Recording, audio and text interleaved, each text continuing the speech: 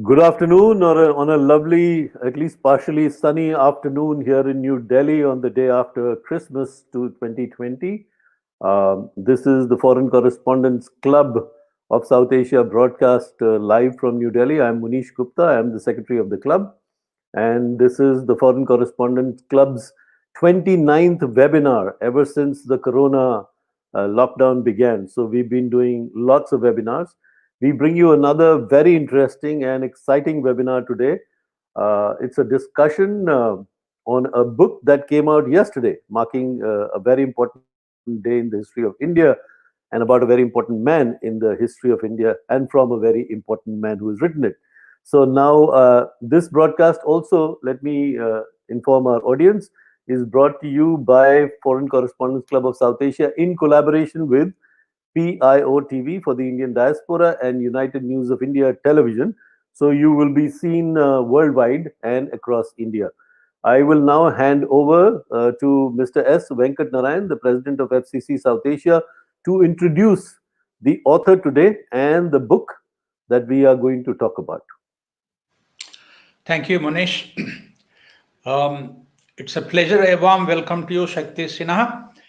He has written this book after spending a good deal of time working with Mr. Atal Bihari Vajpayee, who was India's Prime Minister for all of three occasions, but for the first two even occasions he could not complete his term. Anyway, I think I leave everything to the readers to buy a copy of the book and read it. It is brought out by Penguin. Let me introduce Mr. Shakti Sinha. He first got to know Mr. Vajpayee in 1980 and worked with him very closely for 3.5 years in the 1990s as secretary to the leader of the opposition during 96-97 and as Vajpayee's private secretary from 98 to 99. He was also the director of the Nehru Memorial Museum and Library. He is a distinguished fellow at the India Foundation and is currently serving as the honorary director of the Atal Bihari Vajpayee Institute of Policy Research and International Studies at the MS University in Vadodara. You know, in India, very few books have been written about our leaders. And mercifully, this is one of the books written by somebody who knew one of our prime ministers very well during a very historic moment in our history. And fortunately, there have been a couple of other books by a scholar who was a journalist and now professor of political science, Dr. um, uh, Vinay. He's done a book called Jugal Bandi, which we discussed a few days ago. And he also wrote a book about Narasimha Rao called Half Lion. So it's nice to see that the current scholars and people are getting interested in a very important period of our history, the 1990s, which were guided very ably first by P.V. Narasimha Rao, who completed a 5-year term as the first non-Nehru Gandhi family prime minister of the Congress party very successfully, even though it was a coalition government, then followed by Atal Bihari Vajpayee.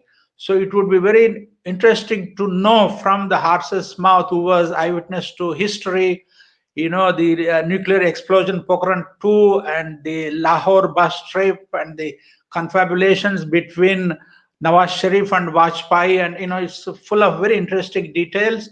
So we look forward to hearing from you, Shakti, how you came to write about it. What were your experiences? Let me also introduce my esteemed, distinguished colleagues, Dr. Weil Award and Vijay Nayak, who were very busy covering the Vajpayee years and Narasimha Rao years, and they knew both of them very personally. So it would be a pleasure that we will be having a very interesting conversation with the author, Shakti. You have to Unmute. unmute yourself. Yeah. I unmute. Yes, right. Done. Where, It is done. Gone. Oh, You you have muted yourself again, Shakti. Just unmute once and leave it. Yeah, Yeah, that's good. that's That's good. That's good. Okay. yeah, Thank you. Thank you. You can hear me, right? yep. Yes. So, thank you, Venkat. Thank you, Manish. Thank you, Vail. Thank you, Vijay. It's so good to speak to you people. Venkat, very good point. I was a bystander, a fly in the wall, watching things happen. So I thought that for the sake of history, some of it should be recorded. Mine is actually a serious book. It's a very detailed, factual book. I, of course, like anybody else, have my opinions. I have my biases. But I thought that today, when people talk about the area of Atal Bihari Vajpayee, they paint a very rosy picture of how things were very good and all put together. When the reality was quite different, it was a very contested age, very controversial, lots of bitterness in politics, lots of bitterness in politics. So people say, oh, politics is bitter now, politics was bitter then also. But what I found important to record was in that short period, Vajpayee's term of 13 months extended thanks to the caretaker government by another 5 months, how in that short period, the government was just skating on thin ice, lacked cohesiveness, disparate, pulling in different directions. Every day was the last day because there was a thin majority in parliament. And yet, in terms of how India thought of itself and how the world thought of India, so much happened. At that moment, you didn't feel it. 20 years down the line, I realized why it was so momentous, which is why I wrote the book. It's a thickish book. It's called Vajpayee, the Year That Changed India. So, what changed?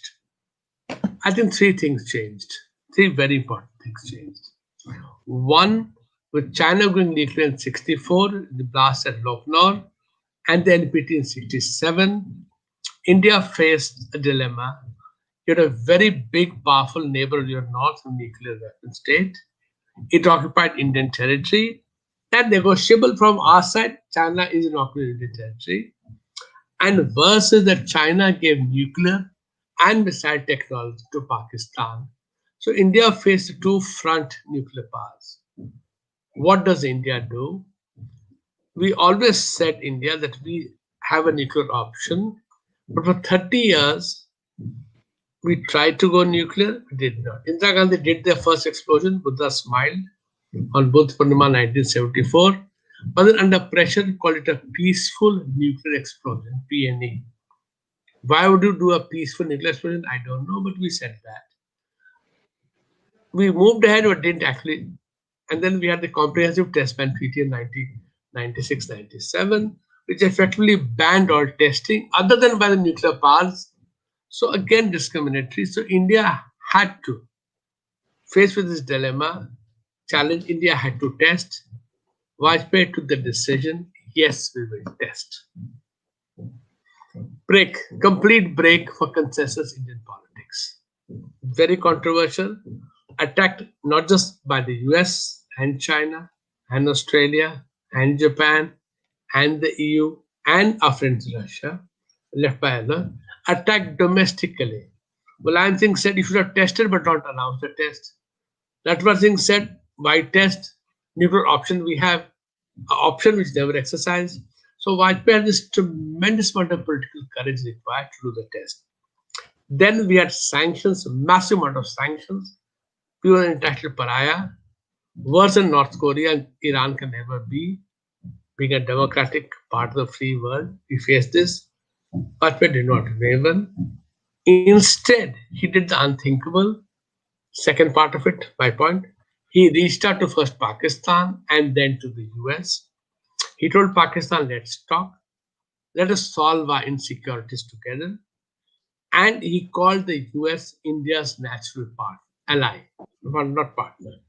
India is our partner, not ally. Vajpayee is our ally. Tremendous. He realized that the world has changed, the Cold War was over, unipolar world, and India and the US must together because we're democracies, share values, but also because at the back of your head, the rise of China will one day threaten all democracies. Can we work together despite our differences? So, neutral option, the outreach to America, calling it an ally. Very important.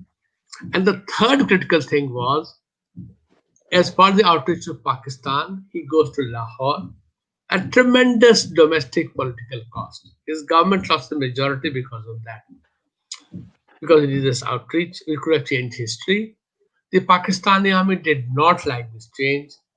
Did Kargil, where at the end of winter, when spring came, the Pakistani army occupied Indian military posts on the high Himalayas, 14,000 to 19,000 feet. When we realized and we hit back, Pakistan wanted a ceasefire. The world said two nuclear countries, poor, dangerous, fighting a war, have a ceasefire. Vajpayee said, yes, ceasefire. First, Pakistan withdraw. The world did not believe him. He stuck it out. Finally, the Americans realized, the world realized, even China realized that Pakistan was playing a dangerous game of two nuclear countries fighting each other.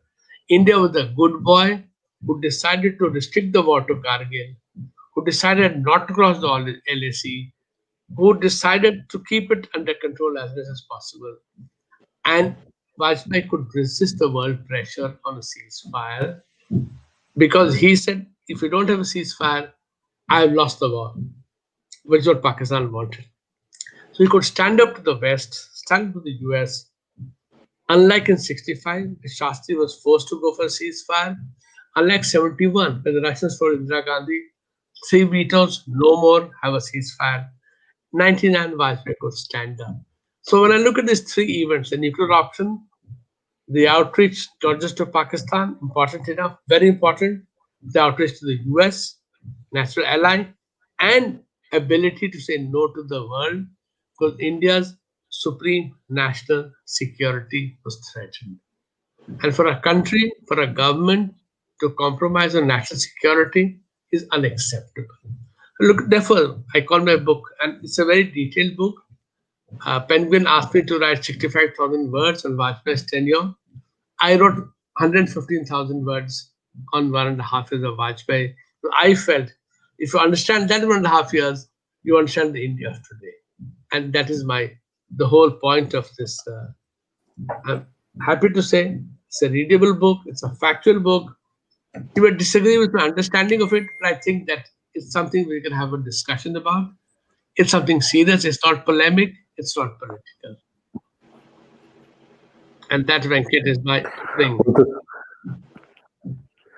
Thank you, Shakti ji. That was very interesting, very short, crisp, and to the point. And the 4 points that you mentioned.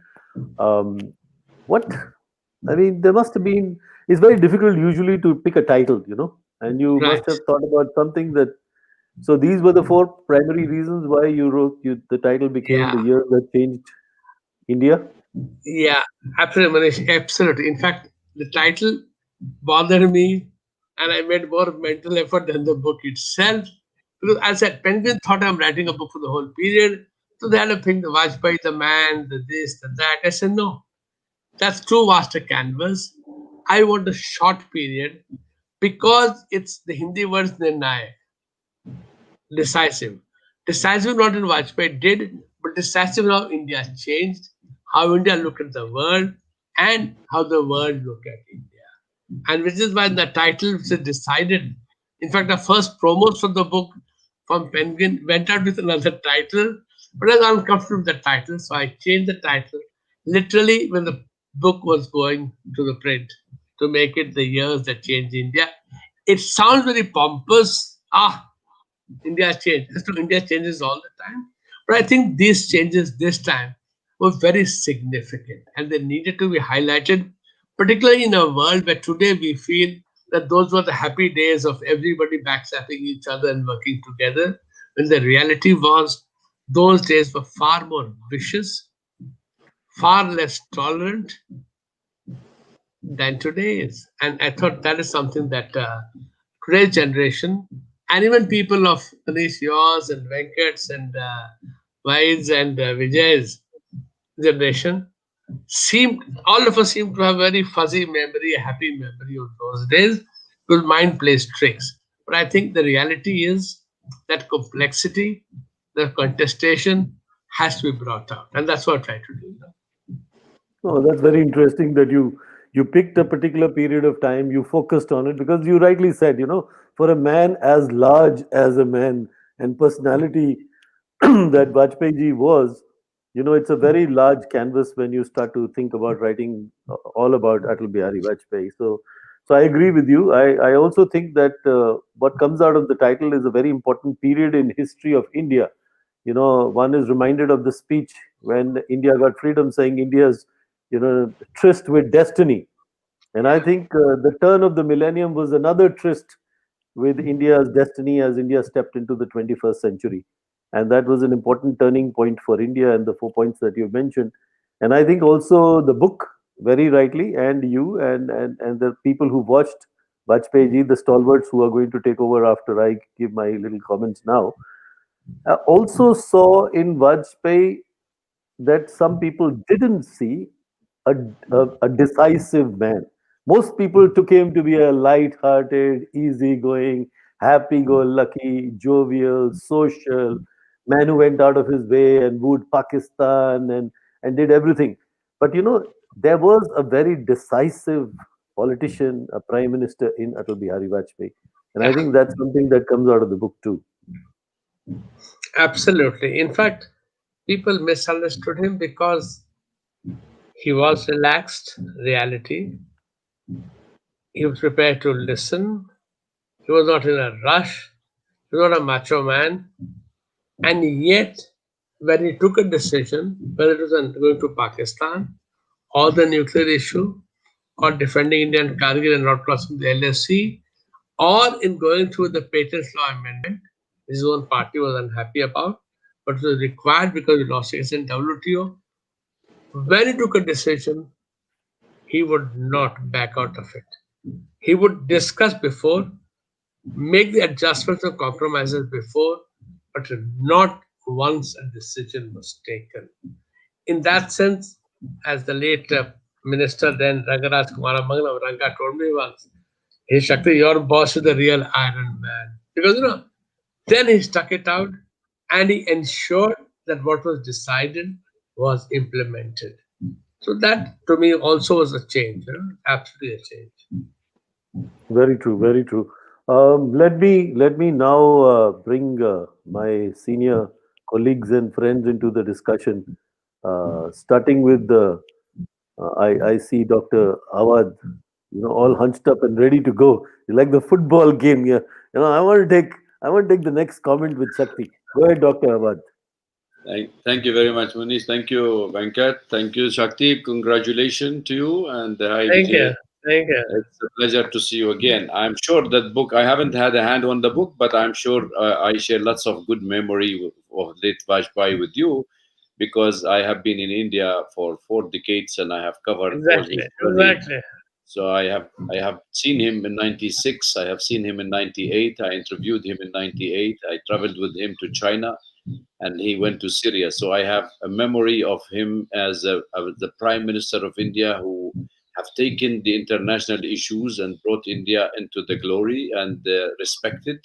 And I still remember his trip to China when he had talked that the world can fit both the countries together, that the world have enough space. And I think in Syria, there was a new gesture which not known so many people.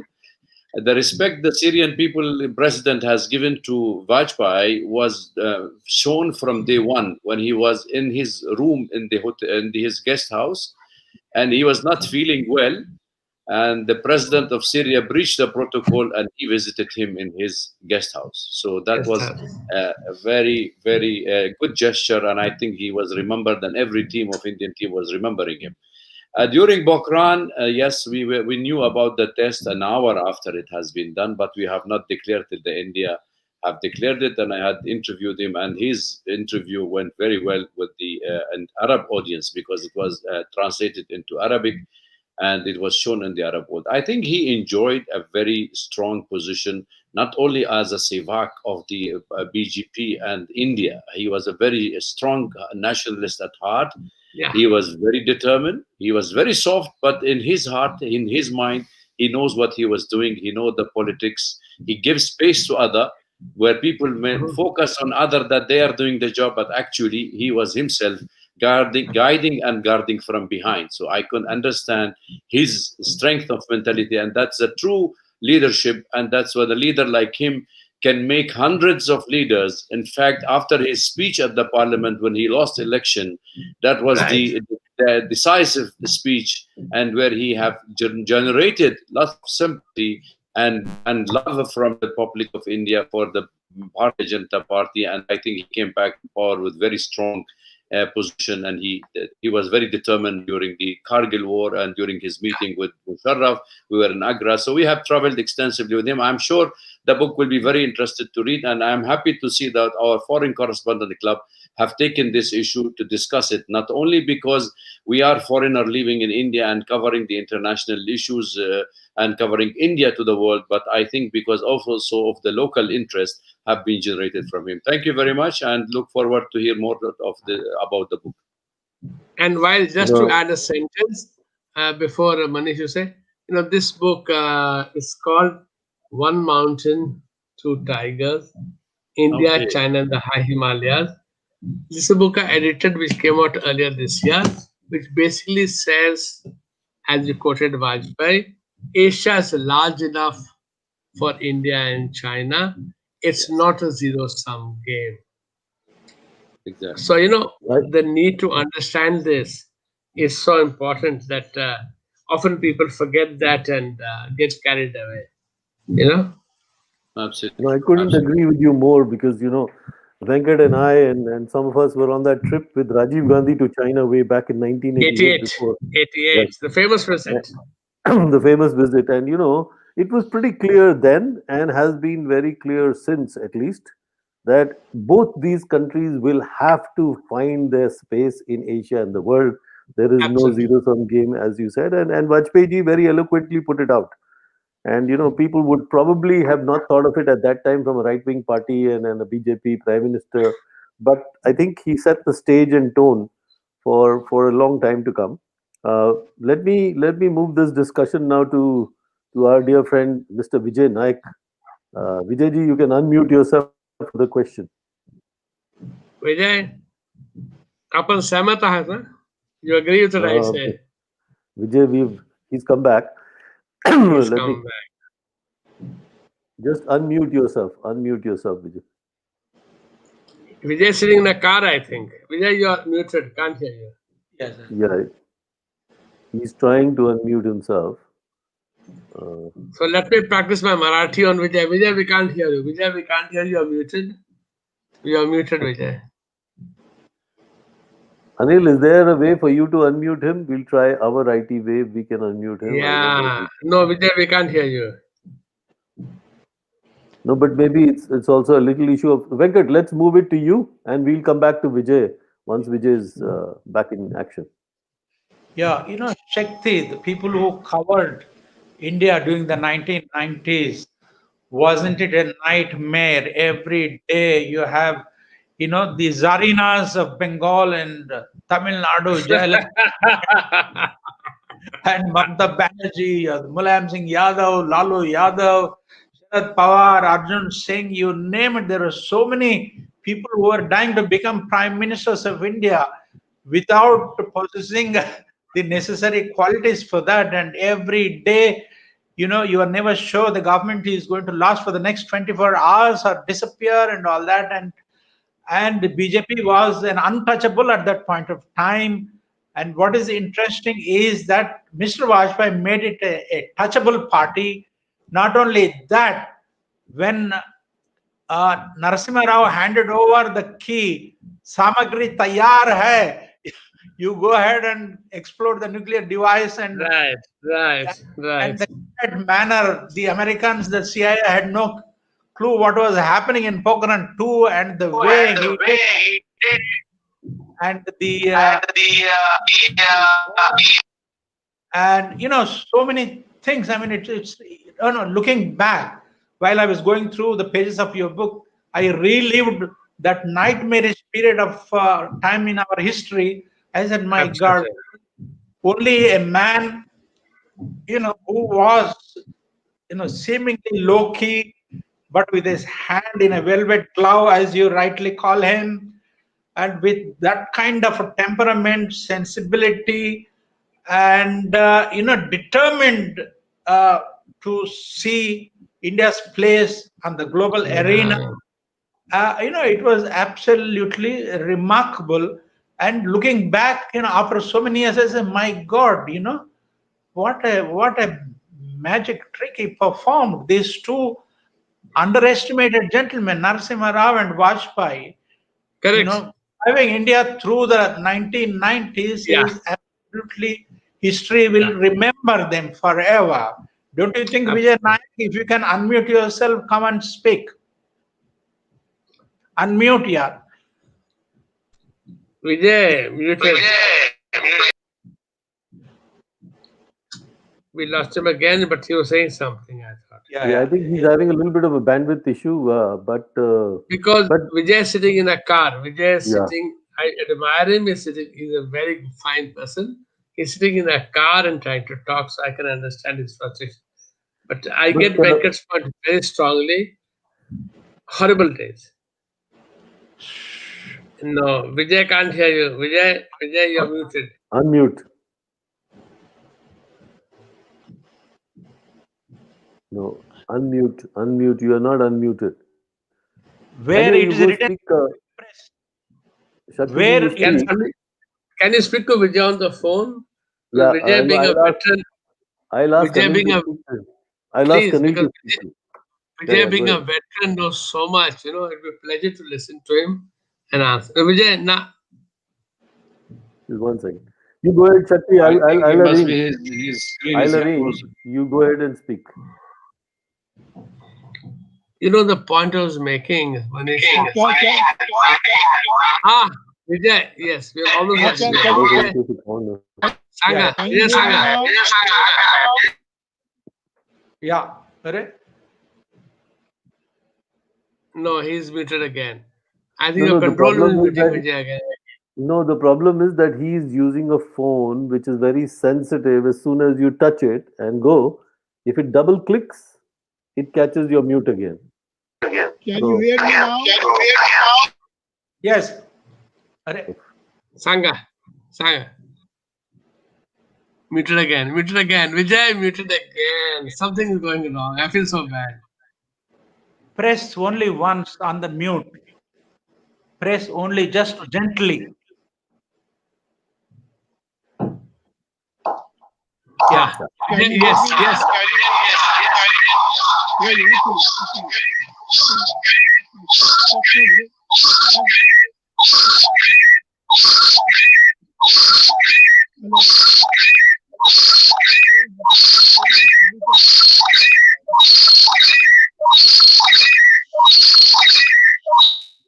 Sir.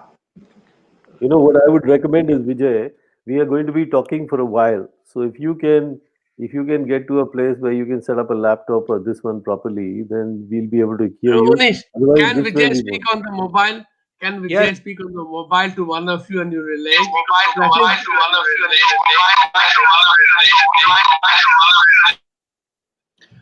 What I suggest that Vijay, you go phono. Go phono. No need for the video. Just go on phone. Just go on phone. Close your video. No, his setting on his phone is such that we are hearing him back. Yeah, but if he Right. talk on phone, we can still hear him better without being in the picture. Okay, now Absolutely. Okay, so all of you guys continue because people are watching us, and I will fix what we have to do with Vijay. Yeah. Go ahead. Can I ask a question? Yeah. Can I ask a question, Shakti?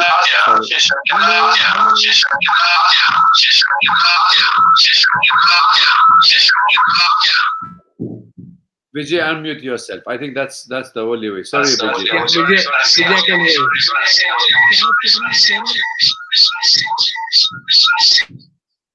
Yeah, I think there's a problem with Vijay. Get out of the car. Get out of the car. Go outside and see if you can work. While go ahead. Yeah, I just wanted to know those moments when he, in 1996, when he had been in the parliament and he went home. I mean, what did you have a meeting with him at that moment? Because he was speaking his heart out, you know. Yeah. In fact, while, one interesting thing was, immediately within a day of sworn in, he knew that the government would not sustain itself. Because the BJP at 160, with allies it had hit 170, pull another 175, unit 271. Numbers were humongous, and by then the United Front had been formed. Not Jyoti Basu, not VP Singh Devagowda would be the head. The Congress agreed to support it. So you knew that the government would not last. And therefore, the speaker's election you conceded, allowed Sangma to become. But the point was, Vajpayee had to be there in parliament, using parliament to tell the country that today the pole position, anybody who follows Formula One racing would understand that the pole position in Indian politics was now the BJP. So you would have to deal with the BJP. You cannot pretend that the BJP is untouchable, that the BJP does not matter.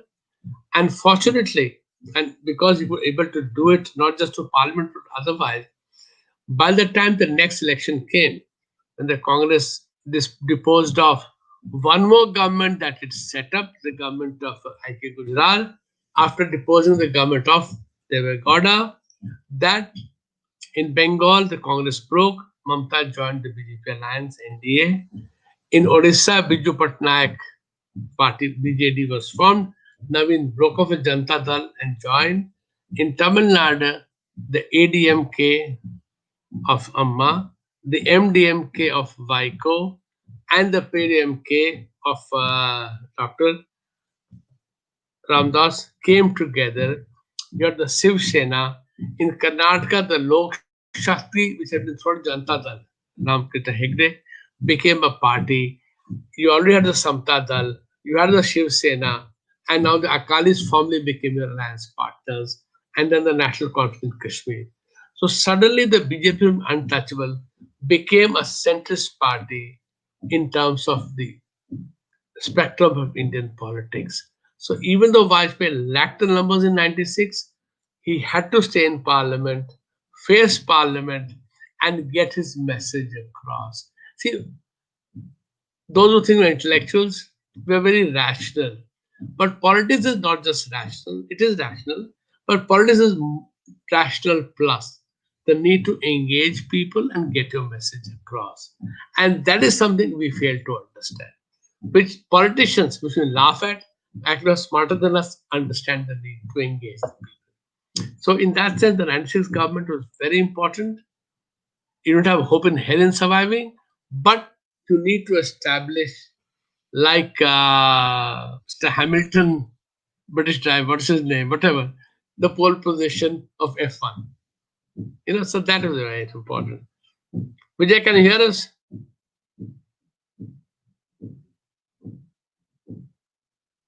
Try to unmute now, Vijay. Try to unmute now. Single touch. Hello. Hello. Hello.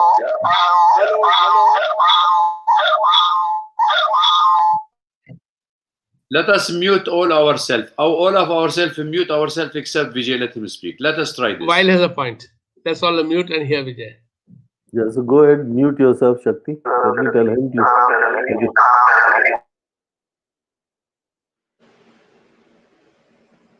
Vijay, you unmute and speak. We are all going to be muted. You unmute and speak.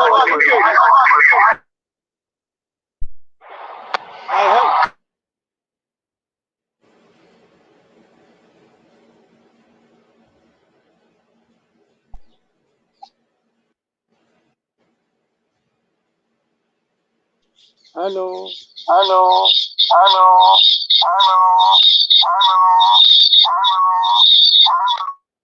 Believe this, yeah.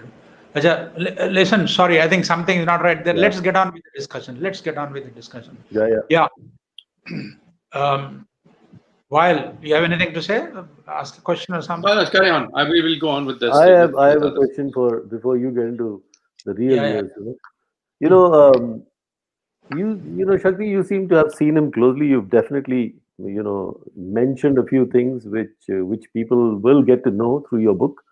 That you not only were an astute observer, but you got to know the politician and the politicians around him in the real years of Vajpayee. You know how he struggled, but he still, sort of got over things. Tell me, like they say, all the president's men, who were all the Vajpayee's men amongst his peers, politicians, opposition, aides, officers? Because he was a very affable, very gregarious, very personable person, and that insight you have to share with us. A very good point, buddy. One good thing about Vajpayee, contrary to most Indian politicians, was in his own party, there was no Vajpayee faction. He was very careful in not knowing himself through other people. In other words, while there were some people he got along very well with, just one thing as an example, at different time only Bharat Joshi, not always. In the government, say Brajesh Mishra, officers like Ashok Saikia, others.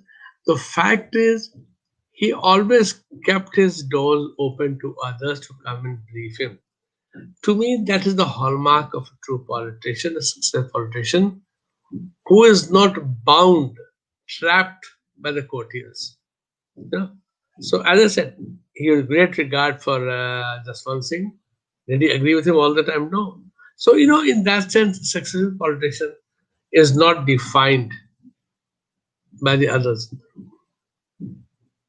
But we the other day we heard about a book. We actually heard from the author about the book on Jugalbandi, the Jugalbandi between Vajpayee and Advani. We heard his version of it. What about your version of it? Vinay has done outstanding work. I'm a big fan of Vinay's work, Halfline, and now this. Tremendous amount of research Vinay has done. And in fact, in my own book, in the acknowledgements, I've actually said read Vinay's book. Important. Where I disagree with Vinay, it's an intellectual disagreement, is that Vinay has relied on certain respondents who may have exaggerated their own importance. In that sense, therefore, I'm the key person for Vajpayee. I think that's unfair to Vajpayee. Vajpayee did not. He used not used in the bad sense of the term, but a prime minister or the head of a party or the head for a big leader cannot really enjoy touch with everybody, and therefore you need mediums. But he ensured that he met different people, and nobody could, in that sense, other than very close, say Brajesh Mishra became very important. But even Brajesh privately said, I do not do anything without getting boss's clearance, which people did not understand. But that takes some time to have a working relationship. Vajpayee disagreed with Brajesh many times, overruled him, but a team is a team. So therefore, in that sense, other people have written books, how they were important in decision making. I'm a bit skeptical because, as I said, Vajpayee was very open to ideas, listened to people. The patent bill, technical bill. We are losing us in WTO. The old BJP Jansang view was forget the world. But when you're trading, 40% of the GDP is trade, import and export. You can't ignore the world. How does one find a balance? Vajpayee heard at everybody. When he realized that the option was compliance with WTO or not, he said compliance with WTO. That ended the argument. So nobody in his closest team could say, I got this decision done on large issues. Small appointments here and there, fine. People could say, I got it done. I'm not into that because Vajpayee was a man of the world. He was not a god. He was not a saint. He was not a Mahatma, a successful politician who had India's interest at heart. So therefore, close team, inner circle, kitchen cabinet, a little difficult to believe ex post. I can claim I got it done, but it's just me speaking. So I'm very skeptical about such claims about being part of any inner circle. I would agree with you because not me personally as much, but my parents have been very, very close to Atalji for a very long period of time. And I just wanted to hear it from you because I've always heard that from friends, family, but not so much from somebody who was in the political circle. Venkat, Venkat, before you. Venkat, before you, you're muted. You're muted, but just to answer, because Manish mentioned his family's connection. You know, Vajpayee, like an old-time politician, went for lunch, 1:30, 2 o'clock. Lunch, rested for an hour, came back at 4 o'clock. Right? Fine. I was there. I could not afford to take that rest. Right? I needed to read up the files, prepare for it. A certain senior officer would meet me once in a while. Shakti, what are you doing? My senior, I may be PS to PM. ऐसा sir कुछ नहीं. Can I just come across? आ जाइए. Chat with me and go away. And it happened once a month, twice a month for some time. Till somebody equally senior asked me, does so and so meet the PM very often? I said, no, not at all. So does he meet you very often? I said, yes. He said, okay, that answers the question. कहाँ है साहब? PMO गए हैं. मतलब PMO में किससे मिलने गए हैं? So I shall not mention names. I shall not mention names because I shall take it to the graveyard with me. But Manish, this is the point. You know, perceptions are important. Sometimes they are not truthful. Venkat, over to you. Yeah. very right.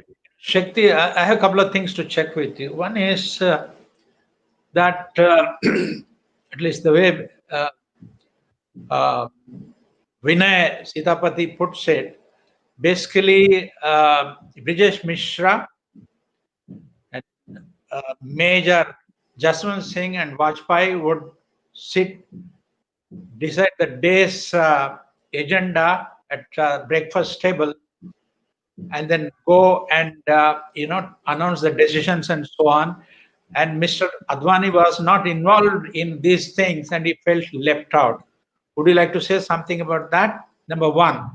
Number two, Mr. Vajpayee seems to have had problems with Murli Manohar Joshi, Balraj Madhok, Subramanian Swamy, and one or two other people. Was it the chemistry not right, or some personal issues? What exactly was the problem? Because Jayalalitha wanted Subramanian Swamy to become the finance minister, and Vajpayee simply refused to do so, along with so many other unreasonable demands like dismissing Karunanidhi and so on. So you have worked with Vajpayee closely. What is your take Right. on these issues? Thank you. One, of course, no. In fact, the major point was often that Brajesh Mishra and Jaswant Singh had different points of view, and Vajpayee had to reconcile it. So it's a rare occasion where Brajesh Mishra and Jaswant Singh had the same point of view.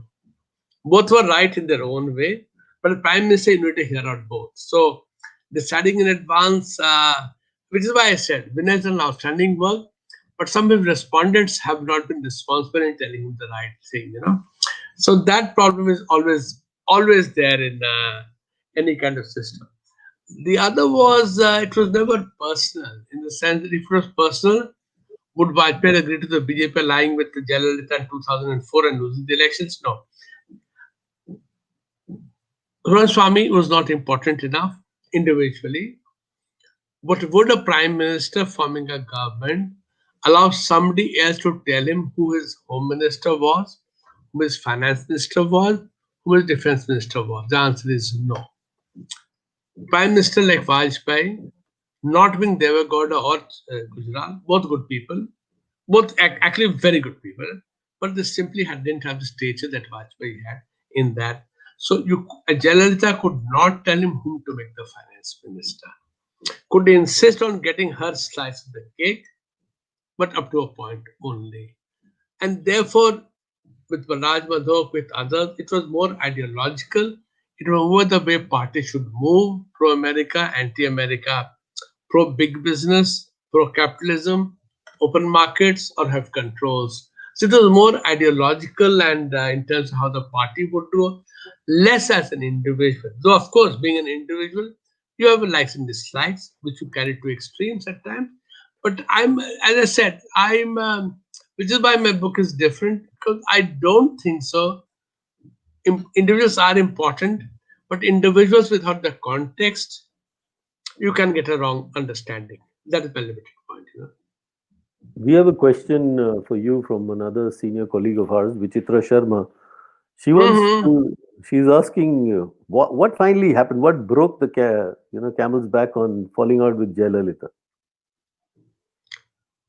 Jayalalitha reached a point where nobody could listen to her. She wanted her own finance minister? No. Yeah. She wanted bifurcate finance ministry, make a separate department of revenue? No. We'll have your personal MOS, but under the finance minister. She wanted change of lawyers? Fine. Lawyers were fighting her against her for the government against her income tax. Okay. She wanted some changes in law. Some was possible, others were not. But ultimately, she wanted Karnataka dismissed, which was a no. So, Vichitra, that was the issue. That if Vajpayee had to continue as Prime Minister, he could not agree to this. If he continued the Prime Minister, he was no Prime Minister. He was doing things that were completely wrong. So, it's a catch-22 situation. And I'm glad that the government fell on this issue rather than anything else. This was an issue which said that yes, a politician wants power, but at what cost? So I think that was important. What in Vajpayee's ears were? What was the position? I mean, a lot of people have talked about Mr. Prime Minister, the current Prime Minister Narendra Modi, status and stature and goings on during Vajpayee's time. What, in your Yeah, opinion, was this? Gujarat BJP had a major problem with Vaghela and Keshubhai Patel. When it was sorted out, Mr. Vajpayee sorted it out. He went to Ahmedabad twice, got sorted out. Part of the deal was Narendra Modi would move out of Gujarat, because seen as close to Vaghela. And this is where Vinay gets it wrong. Keshubhai wanted him out, not Vaghela, the other way around, Vinay also gets it wrong on Murli Manohar Joshi. Venkat, I didn't answer you. Vajpayee never had problems with Murli Manohar Joshi. So, Joshi always felt that he was being not given enough importance, but he never once opposed Vajpayee. So, in this thing, Mr. Modi was sent out of Gujarat, sent to Himachal Pradesh as Prabhari, state in charge. The BJP had been a okay party, but had lost his vision. Mr. Modi was able to build up the party tremendously in a short while, traveling everywhere. In the assembly elections of 98, BJP and Congress were neck to neck. Somebody died. Who could form a government? Mr. Modi was able to win over Sukhram's 4-member Himachal Congress Party, Himachal Pradesh Vikas Congress, as it was called, and they formed a government. Modi was then seen as successful, then brought to the BJP headquarters of Prabhari, General Secretary, did very good work, organized rallies in Tamil Nadu, and in the after the Kargil war, helped in putting tremendous sanctions in Pakistan, because he could rally the Indian American community, which acted as a political community for the first time. So in the period that my book covers it, Mr. Modi is not Prime Chief Minister of Gujarat. He is a loyal General Secretary, really working hard to strengthen the party. Later on, from what I read, I wasn't in India. Yes, after the Gujarat thing, Mr. Vajpayee probably felt that Modi should go. But the moment the party in Bombay and Goa stood up and said, down to the worker, not just Mr. Advani and the leaders, down to the whole general body, felt Modi had to be defended. Mr. Vajpayee, as a loyal party man, a very loyal party man, went along with that. So whatever his personal feeling that whether Mr. Modi should be there or not, once the party said no, Modi cannot be sacrificed, Vajpayee went along with that. So it's a complex issue between him and the party, and that's where Mr. Modi comes in, which we must understand, and not make simplistic solutions about plus, for, against, etc. Do you think Mr. Modi as Prime Minister has given Mr. Vajpayee his due since coming? Yeah, absolutely. I mean, there are different people, different generations, different experiences, different styles, maybe even different in terms of policy making. absolutely. But the larger vision of an India, which is a growing India, a power in the world, an India where religion is not a political factor but a personal factor, loyalty to the motherland is there, Article 370 goes, Uniform Civil Code comes in, etc. I think they agreed. The devil is in the detail. Maybe Vajpayee would have gone about it differently, but Vajpayee at best had 180 MPs in Parliament, at best, Lok Sabha. Mr. Modi had 282 and 303. So, in that sense, if we don't keep this in factor in mind, maybe we'll misjudge the situation. As it said in Parliament, ये हमारा agenda है, संख्या नहीं है. I don't have the damn numbers. And in a democracy, numbers count. So, we have to be mindful of that. Well, Can I raise a question here? I just, sorry. Shakti, there are 2-3 issues to make Mr. Vajpayee could be the best Prime Minister of India. I mean, there are certain issues where we have to deal during his tenure, where it was one on Kashmir, which he has, Jammu and Kashmir, he had done the Insaniyat issue, and he had a very famous that even the people of Jammu and Kashmir accepted him as a leader of the BJP at that time, and they were able to talk to him. And the second part is also you talked about is the Gujarat. You think handling of Gujarat, if we look back at handling of Gujarat and handling of Kandahar, after the hijacking of the Indian Airlines, that was also during his tenure. Was it really, did he had so much to say on these 2 issues, or was it really just he left it to the intelligence and to the other people to deal with it? While it's a tough one to answer, one, of course, Kandahar is inevitable. The moment you allowed IC 814 to leave Amritsar airport, you lost the battle there. So it was a systemic failure, which as Prime Minister he must own up to.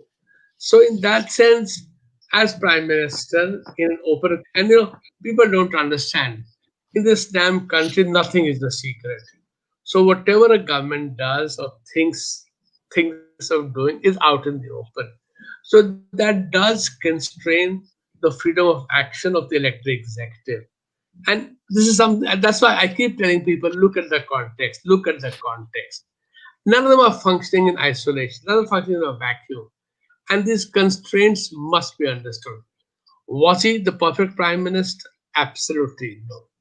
Could he have been better? Yes. But it also had a lot worse. Politics is the art of the possible, is the art of the compromise. Compromise is not a dirty word. Compromise just means, can you and I, despite our differences, work together? In the bargain, I'll have to drop something which is dear to me. Because I want you, while to drop something dear to you also. That's how we work. And therefore, post 20 years, you and I can sit back and pass judgments, which a scholars should pass judgment. I'm not saying judgment passing is bad, but I must, back of the mind, also understand, yeah, but at that moment, could it have been different? So, it's a very tricky. So I know I'm not a satisfactory answer, because I do not have a satisfactory answer to your very valid question. How do you reconcile seemingly opposing things? Something you believe in, something which is happening, and some of the systems want to happen. So, that is, I wish I had a better answer, but to my limited understanding, this is the kind of messy compromises that make for us, I agree. It's messy, it's not comfortable, it's not clean, it's not ideal. So I'm accepting that. I completely agree with your point of view. Not well valid. It was interesting that when Khrushchev visited India in the late 50s, 55, Bulgarian and Khrushchev, yes. That's right. And Nehru made it a point to invite Vajpayee to the dinner and introduce Vajpayee to Khrushchev as the future Prime Minister of India. And Khrushchev remarked, "What is he doing here? In my country, he would have been shot dead," and that kind of stuff. This is why I said Vinay should not have listened to people. Vajpayee, Nehru merely said, this is an up and coming politician. Nehru Yes. would not call anybody on God's earth as the future Prime Minister of India. You know, Vajpayee confirmed this to me. That's the famous statement Vajpayee called Indira Gandhi Durga. He said in Parliament, he said, "You are quoting me." He said, I got worried. Maybe I said it, I've forgotten it. He said, I checked up all the records. I never said it. So, you know, but the stories are built. Once stories get built, people believe them. All Nehru said, this is a young and upcoming politician, which was good for Nehru to say to a very young parliamentarian, the leader of a four-man party in a house of then 489. Four members don't count. So that is very gracious of Nehru. Vajpayee was grateful to Nehru for that. But he never called him a future prime minister. Shakti, another thing is that uh, Vajpayee, he was a true nationalist. You know, he believed in secularism, and he made it clear that until the BJP has the numbers in parliament, there is no question of moving forward on Ayodhya 370, so on and so forth. Now, the point is 20% of the people in our country are not Hindus. And a series of attacks in the name of love jihad and people keeping beef in refrigerators and Dalits getting bashed up.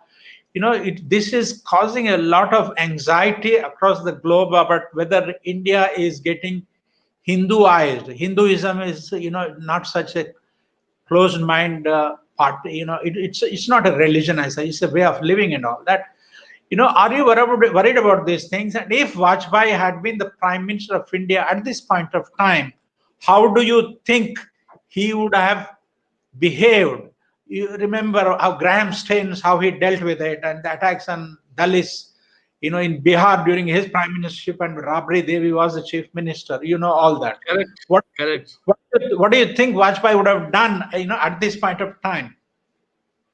Venkat, to quote, are you a Tamilian or a Malayali or a Telugu? What are you? Neither. Telugu. Telugu. Okay. I shall use a Tamil expression which says Adu Sari Allah, which is you're wrong. Why? I tell you why. One, of course, is that in the last two elections, the largest number of Dalit votes have gone to the BJP. So BJP is very conscious of the Dalit, not just the vote, but the community. It has propped up Dalit heroes and lower OBC heroes all over North India. So BJP's bashing of Dalits is a myth. It's not correct. There will be individual acts of violence. They're terrible, which must be put down, completely put down with. Individual acts should be stopped. If there are excesses of any government, BJP otherwise should be stopped. I don't think so on that in agreement. But as you rightly said when you started speaking, Vajpayee was attacked in parliament, a hidden agenda. And he said, no, either Ayodhya, Northeast 70, not Uniform Civil Code is a hidden agenda. He said, it is in our manifesto. Where is it hidden? But having formed the NDA and having signed up the National Agenda of Governance, because we lack the number, Sankhya nahi hai, we had to put it away. He says, we are not, implication is, we don't have the numbers, so we're waiting. If we have the numbers, we shall do it. So it is the famous Deng Xiaoping line, hide your capabilities, bide your time. But that means that when the time comes, you shall act. So as I said, the nuancing may be different, the methods would be different, but the Vajpayee was assistant to Shyam Prasad Mukherjee, who went to Kashmir to fight against a separate constitution, 370, a separate flag, a separate head of government. The governor was called Sadr Riyasat, not called governor, Sadr Riyasat. He went to Kashmir to fight that, lost his life. Vajpayee was deeply scarred by that, and he did not want 370 to continue, but understood that in a democracy, you need to carry people with you. You needed 270 in the lower house. So, it's as I said again, it's a complex thing. Vajpayee is different from Modi ji, absolutely. Atalji and Modi ji are very different. But in many ways, being part of the RSS, growing up in the RSS, there are certain things they understand.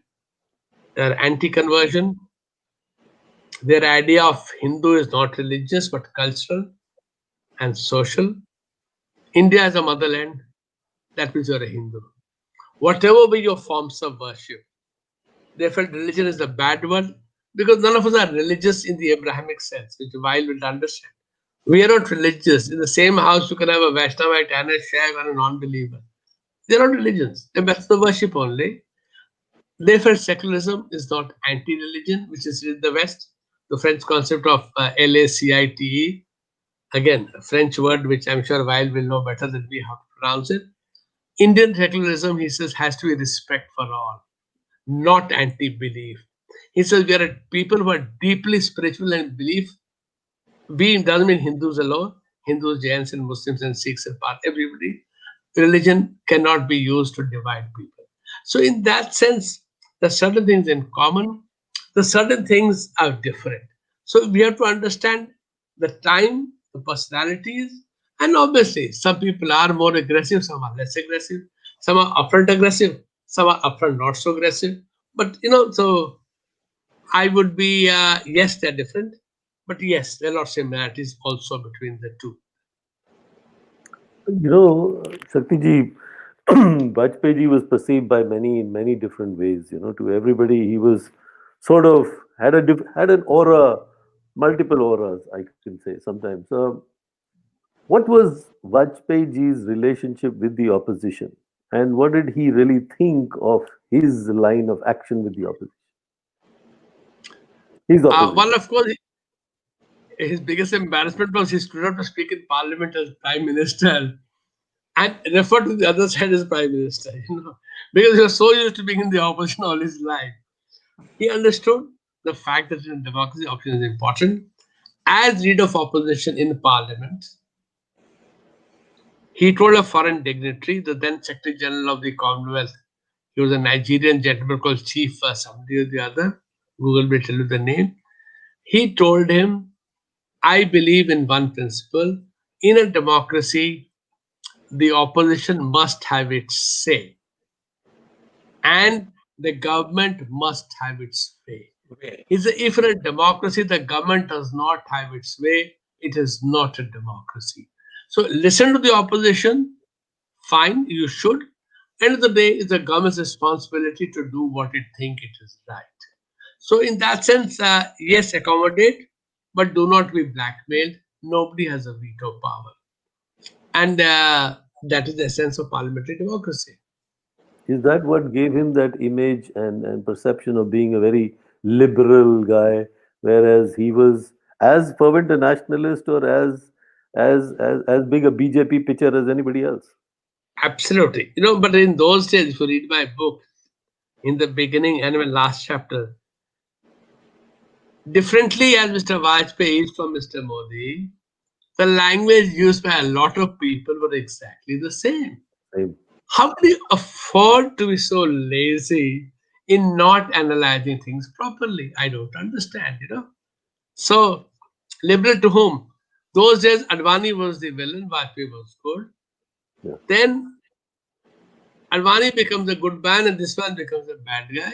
Excuse me. Of course, those days were first abusing Vajpayee also. So, decide for yourself, Mapdand. Tell us what are your criteria for judging me. You can't change the criteria each time. It's unfortunate, yeah. You must have worked with Vajpayee when the then Prime Minister Narasimha Rao invited Vajpayee to lead the Indian delegation to Geneva, where Pakistan was trying to raise, the Kashmir issue on the UN, High Commission of the Human Rights Council. Yeah. Tell me, I mean, it's a very interesting kind of decision taken by Narasimha Rao. Why do you think he did that? And of course, Vajpayee did total justice to it by taking the Pakistanis and the whole world by surprise. And he acted like a statesman. Can you tell us something about how the decision was made? Venkat, he was an old-fashioned politician who believed that internally we'll fight with each other, against the world, we have to combine ourselves, So we will not wash our dirty linen in public. We will not attack my government in public. One. Two, we fervently believe Kashmir is at the heart of the Indian identity. If Kashmir goes to Pakistan with a Muslim majority, we have no right to exist. So he was very convinced about that. And therefore, he was more than happy to go to Geneva. And Narasimha Raw's brilliance in understanding that at that he had to send a message that by sending Vajpayee leader of opposition, it is conveying that India is one on this issue. We are not divided on it. A sitting minister, serving minister Ghulam Nabi Azad went as number 2 in the mission. The leader of opposition leading a team is a minister in office, which in parliamentary system is a perversion, but that's a formality, legality. The reality is India had to put up one picture. And I think as a patriot, as somebody who loved this country dearly, Vajpayee had no option not only to go along, but to go along happily. I mean, if this was a national cause, it was not Congress party or the BJP or this and that. And I think that is important, that we should be careful in how we deal with the world. We should be really careful in how we deal with the world. Because they would love to cause divisions within our ranks. By the way, that was Salman Khurshid, not Ghulam Nabi Azad, who was the Minister of State. No. In fact, I'll correct you why I'm saying Salman Khurshid, of course, Ghulam Nabi went as also number 2, because the Pakistanis had the slogan in Geneva, ki naam hai Azad magar hai to Ghulam. So, but the idiots that the Pakistanis are, the bad Muslims that the Pakistanis are, the name Ghulam Nabi in Arabic is one. It's not two, it's joined. Whose Ghulam are you? I'm the Ghulam of the Nabi. Who's the Nabi? The Prophet himself. I mean, idiots. Azad is the takalluf is added to the name. His name is Ghulam Nabi. I am the Ghulam of the Nabi. What nonsense is this? Which is why I remember. Salman Khurshid, of course, was Minister of State. But Ghulam Nabi was a cabinet minister for some department or the other. He works in housing or whatever, Okay. Very interesting. I think, can I have a final question before we close the session? I think we crossed the limited line. But Shakti, I just have an issue on the economy, because we have to link it to the contemporary problem of rural India, especially the farmers. Do you think Vajpayee time, when he took over from Narasimha Rao as the economic reformers, have done something in rural India, would have been done in a similar fashion now with the Prime Minister doing for the farmers? All parties, including the Congress, the Bharatiya Kisan Union, all of them have said that the farm laws are bad, anti-farmer, need to be revoked. All of them, right? Yeah. The real farmers are people who own less than an acre of land. The reality of India is that you have too many small and marginal farmers who can't take benefit of technology and credit and marketing, But the big people can. I'm nothing against the big people. Vajpayee's thing of rural roads was precisely to create greater economic opportunity in the rural areas. Vajpayee's government could never take on the farm laws of the Agricultural Produce Marketing Committee, because that was simply beyond them in terms of their ability, their cohesiveness. Maybe it would have differently. But the CPM today, who fights with the so-called farmers in Kerala, are not prepared to have the same mandis, because Kerala's economy depends on the plantation sector, where you will not want to bind the plantation owners to selling only in the APMC, because they are powerful people growing cardamom and pepper and rubber and things like that. The whole Kerala Congress lobby. So, it's political. I'm nothing against being political. In a democracy, economics is political. I find with you. Maybe it could have been done differently, but the Congress Party's manifesto said you must change the APMC Act to allow farmers to sell who they want to sell. So it is a bit of a problem of marketing, packaging, but also problem that I don't like the messenger.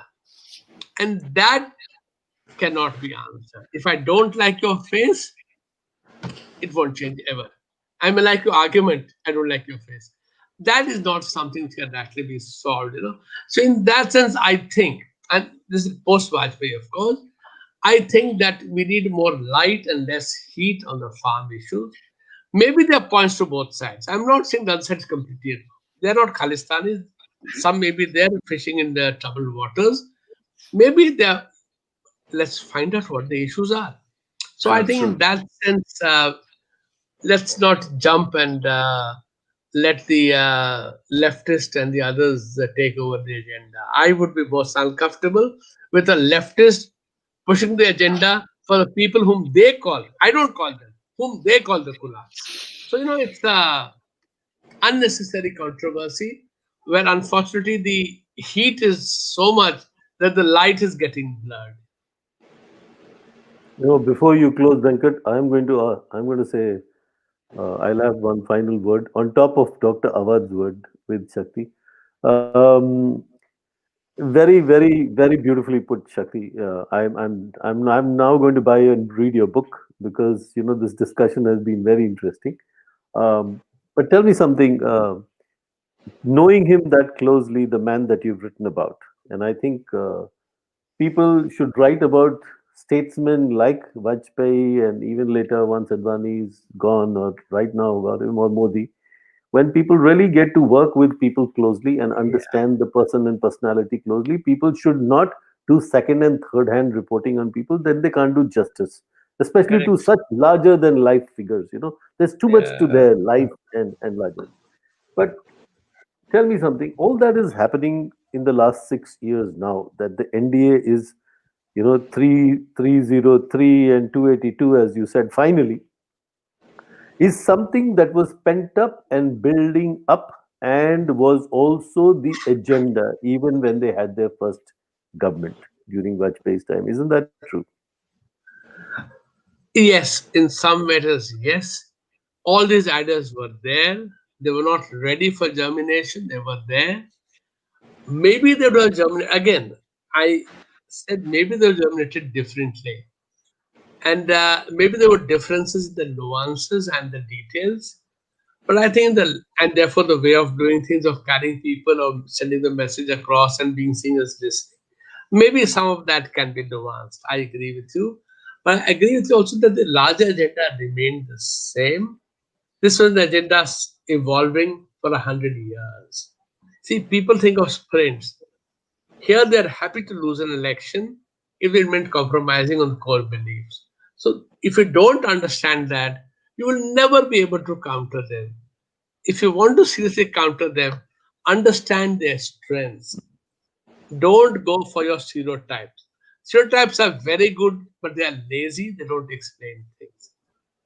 Understand their agenda, understand what they're trying to do, and then work about it. So, in that sense, yes, it was building up. Yes, there are differences. But if you don't look to what they're trying to do and how they're trying to do, this is no more a movement of the elite. It is a genuine movement. Lots of Dalits, lots of OBCs, much less upper caste pushing this agenda. If you don't understand how India is changing, then you are in trouble. And therefore, I feel that, you rightly say, don't make distinctions where distinctions are not relevant anymore. Try to understand the changes of India today, anticipate them. This is not, I mean, I tell people I was born in 56. Between 56 and 2000, 44 years, and over 2000 to next 20 years. This 20 years has seen more change than the first 44 years. That's the reality. You remember Bajaj scooters? Great. Yes. HMT watches? HMT watches. My God, that India's forgotten. Dead. People had cards saying PP, पड़ोसी का number. I don't have a telephone number. My neighbor's number. Please call me there. Oh, भाई साहब बगल वाले घर से बुला लो जी. I mean, we have changed. We have changed. Understand that. And that is why if we don't understand that, then I think we'll find ourselves addressing the wrong questions. You know? So we saw the red book cover, then the blue book cover. Which one is next? Green? That's a lovely one. This is very important because Yeah. we live in a world which is changing. Take China seriously. Don't panic about China. Do not panic about China. But if you don't understand China, this is not the. Deng Xiaoping said, bide your time, hide your capabilities. He did not say, I'm going to follow the West. He never promised to become another America. You thought he'll become America. That's not his fault. You thought the BJP would do this. They never said that. Please understand where they're coming from. China is here to stay, learn to live, accommodate, adjust, defend yourself. You cannot wish it away. Similarly, those who don't like the BJP, and I'm not saying you're wrong, you have a point of view. The BJP is here. How do you learn to deal with the BJP? This is my point. You cannot wish them away. Wishing them away will not help you face tomorrow, whether it's Yeah. China, BJP, or whatever. This is the point. So I have a next book coming up, which is very different, but it's halfway done. Okay, we'll keep a tab on you. We'll keep a tab on you. Thank you, and I'll now request Mr. Venkat Narayan, the president of FCC, to have the final closing words, statement, and thank you. Shakti, thank you. That was a very, very interesting discussion. While thank you.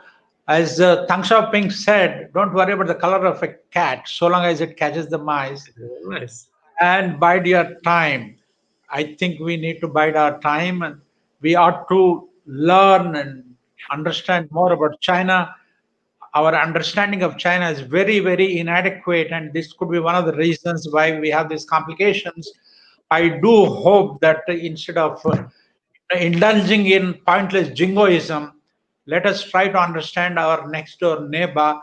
Only, if China and India join together, we can take on the world, and the time is now.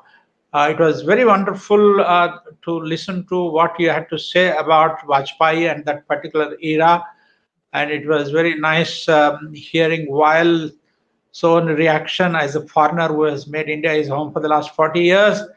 And of course, Munish contributing his bits. Pity we missed Vijay because of Vijay. technical things, but we hope when you do your next book and we do another webinar or a discussion, things will be better. No, next time we do a physical discussion and discuss the ghost of FCC. Lovely. That would be. Thank you so very much, everybody. Have a great evening. Thank you. Good night. Thank you. Good night. Thank you all. Lovely Thank talking. you. Lovely talking Lovely. to you. And let's close